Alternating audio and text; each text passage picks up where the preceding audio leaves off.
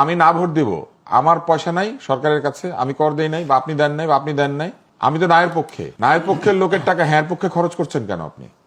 ওখানে যদি 1 টাকা খরচ হয় তাহলে 33 পয়সা করে আমাদের 3 জনের আছে। মনে করেন প্রিন্স ভাই না ভোট দিব, উনি তো বলছে এই ভোট নিয়ে আমার অপ্রয়োজনীয়। তো যিনি অপ্রয়োজনীয় বলছেন, ধরেন আমরা ধরে নিচ্ছি উনি না ভোট দিবে, তাহলে আমরা দুজন যদি হ্যাঁ পক্ষে প্রচারণা চালানোর জন্য সরকার আমাদের পক্ষে চলে আসে, তাহলে সরকার আমাদের দুইজনের পক্ষে আসলো, ওনার পক্ষে থাকলো না।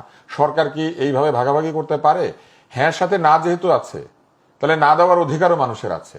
আপনি কে বলার যে আমি না দিব না হ্যাঁ দিব? গণভোটের পক্ষে প্রচারণা চালানোর দায়িত্ব সরকারের নয়। গণভোট প্রত্যেক ব্যক্তির একক ভোট। আমি এই গণভোটে কোথায় ভোট দিব এই সিদ্ধান্ত আমি নেব। আমাকে শুধু উৎসাহ দেওয়া যেতে পারে আমি যেন ভোটের দিন ভোট কেন্দ্রে ভোট দিতে যাই। গণভোটের পক্ষে এই ভোট দিতে যাওয়ার প্রচারণা চালানোর কোনো দরকার নেই, এই জন্য যে যারা সংসদ নির্বাচনে ভোট দিতে যাবেন তারাই তো গণভোটে ভোট দিবেন। অতএব আলাদা করে গণভোটের দিন আসেন ভোট দেন, মানে একই বুথে এটা বলারও কোনো দরকার নাই। একই সেন্টারই তো ভোটটা হবে। অতএব গণভোট নিয়ে আলগা প্রচারণার কোনো প্রয়োজন কিন্তু আসলে দরকার নাই। বরং দরকার এইটা যে বেশি করে ভোট দিতে আসুন, সবাই আসুন, এই ভোটে কেউ ভোট না দিয়ে বাড়িতে বসে থাকবেন না, এইটা হওয়া উচিত প্রচারণার ভাষা। মানে না ভোট হলেও দিন, না ভোট হ্যাঁ ভোট নিয়ে কথাই বলবে না। আপনি কি বলছেন কোন মার্কায় আপনি ভোট দিবেন? না, আমরা যে সংসদ নির্বাচন করছি এখানে কোন মার্কায় কে ভোট দিবে এটা কি কেউ বলে দিচ্ছে? তাহলে ওইটাও একটা ভোট, যেখানে একটা হ্যাঁ পক্ষ আছে না পক্ষ আছে। কেউ যদি হ্যাঁ পক্ষের ফেভারে বা হ্যাঁ পক্ষের পক্ষে গিয়ে প্রচারণা চালায়, সেই প্রচারণার জন্য সে টাকা খরচ করছে না। এখন ধরেন আমাদের এখানে আমরা 3 জন আছি, 3 জনের মধ্যে একজন থাকতে পারি না যিনি না ভোট দিব? আমি না ভোট দিব, আমার পয়সা নাই সরকারের কাছে, আমি কর দেই নাই বা আপনি দেন নাই বা আপনি দেন নাই, আমি তো নায়ের পক্ষে। নায়ের পক্ষের লোকের টাকা হ্যাঁ পক্ষে খরচ করছেন কেন আপনি?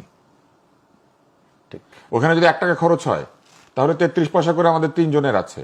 মনে করেন প্রিন্স ভাই না ভোট দিব, উনি তো বলছে এই ভোট নিয়ে আমার অপ্রয়োজনীয়। তো যিনি অপ্রয়োজনীয় বলছেন, ধরেন আমরা ধরে নিচ্ছি উনি না ভোট দিবে, তাহলে আমরা দুজন যদি হ্যাঁ পক্ষে প্রচারণা চালানোর জন্য সরকার আমাদের পক্ষে চলে আসে, তাহলে সরকার আমাদের দুইজনের পক্ষে আসলো, ওনার পক্ষে থাকলো না।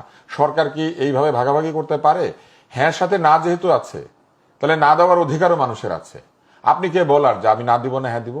অতএব সরকার এখানে সম্পূর্ণভাবে গণভোটের যে স্পিরিট সেইটার ক্ষতি করছে, এবং সেই ক্ষতিটা তারা শুধু করছেই না, তাদের পক্ষে কিছু লোকজন প্রচারণা শুরু করেছে।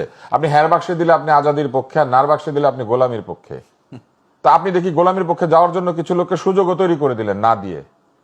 তাহলে আপনারা চাচ্ছেন কিছু লোক গোলামির পক্ষে যাক? সমস্ত স্ববিরোধী কথাবার্তা, এবং এইসব স্ববিরোধী কথাবার্তার কারণে এই যে 12 তারিখেই নির্বাচন হবে, 12 তারিখেই হবে, এই কথা বারবার বলতে হচ্ছে। কেননা সবাই মিলে একটা অ্যারেঞ্জ ম্যারেজ ঠিক করেছে, কিন্তু বর অথবা কনে কেউ মনে করেন রাজি না। এখন বর এবং কনে রাজি না, এই জন্য বাপ মা সব জায়গায় গিয়ে বলে বিয়ে কিন্তু 12 তারিখে হবে, ভাইজান আইসেন কিন্তু কাচ্চি বিরিয়ানি খাওয়াবো। মূল অনাস্থা কিন্তু নির্বাচনের উপরে না, মূল অনাস্থা যারা নির্বাচন আয়োজন করছেন তাদের উপরে। কারণ তাদের কাজ এবং কথা এবং তাদের আগে এবং পরের কার্যক্রমে কোনো মিল নাই।